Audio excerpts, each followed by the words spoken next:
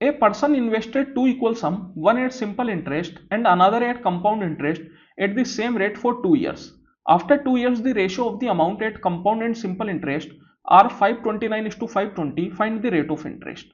तो यहाँ पे आप देखिए कंपाउंड इंटरेस्ट और सिंपल इंटरेस्ट के अमाउंट का रेशियो अपन को दे रखा है 529:520. रेट ऑफ इंटरेस्ट भी बराबर है, प्रिंसिपल भी बराबर है और टाइम भी बराबर है 2 साल.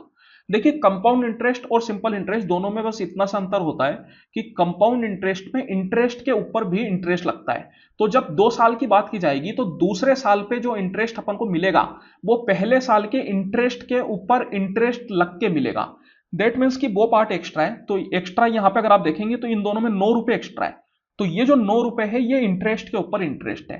तो अब मैं क्या करता हूं, प्रिंसिपल को मान लेता हूं P और इंटरेस्ट को मान लेता हूं I. तो यहां पे अपन जानते हैं कि भैया सिंपल इंटरेस्ट में हर साल इंटरेस्ट बराबर होता है. तो ये जो 520 है दैट इज अमाउंट, ये कितना हो जाएगा, प्रिंसिपल प्लस 2 साल का इंटरेस्ट. तो P plus 2I equal to हो गया 520. और यहां पे मैं बोल सकता हूं कि अगर रेट ऑफ इंटरेस्ट अपन प्रिंसिपल पे इंटरेस्ट कैलकुलेट करके निकाले या इंटरेस्ट के ऊपर इंटरेस्ट कैलकुलेट करके निकाले, दोनों में बराबर आती है, रेट ऑफ इंटरेस्ट चेंज नहीं होती. तो अगर आई इंटरेस्ट मिला कितने पे, प्रिंसिपल पे, तो रेट ऑफ इंटरेस्ट क्या हो जाएगी, आई बटा पी मल्टीप्लाई 100%. और मैं बोल सकता हूं कि अगर 9 रुपए का इंटरेस्ट मिला कितने पे, आई पर, तो यहां से रेट ऑफ इंटरेस्ट क्या हो जाएगी, 9 बटा आई मल्टीप्लाई 100%.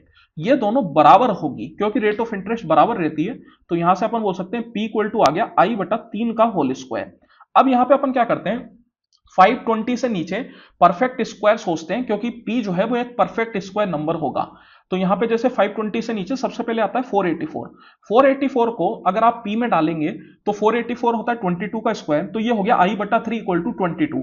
i यहां से आपको मिलेगा 66, लेकिन पहली वाली इक्वेशन में जब आप 484 डालेंगे तो i यहां से आपको डिफरेंट मिलेगा. दोनों तरफ से i सेम मिलना चाहिए, इसलिए ये पॉसिबल नहीं है. इसके नीचे अपन चले तो 441 आता है. 441 मतलब 21 का स्क्वायर. तो यहां से i आपको मिलेगा 63, लेकिन यहां से जब आप पहली वाली इक्वेशन से i चेक करेंगे तो वो डिफरेंट मिलेगा. तो यह भी पॉसिबल नहीं है. फिर इसके बाद आता है 400. 400 मतलब 20 का स्क्वायर. तो i कितना हो गया, 20 इंटू 3 60. और पहली वाली इक्वेशन से भी अगर मैं देखूं तो i जो है वो मुझे 60 मिलेगा. दैट मींस कि यही अपना आंसर होगा. अब यहां पे आपसे रेट ऑफ इंटरेस्ट पूछ रहा है. तो रेट ऑफ इंटरेस्ट क्या है, i बटा p multiply by 100%, that is 60 बटा 400 मल्टीप्लाई बाय 100%. आप चाहे तो रेट ऑफ इंटरेस्ट 9 बटा आई मल्टीप्लाई बाय 100% से भी निकाल सकते हैं.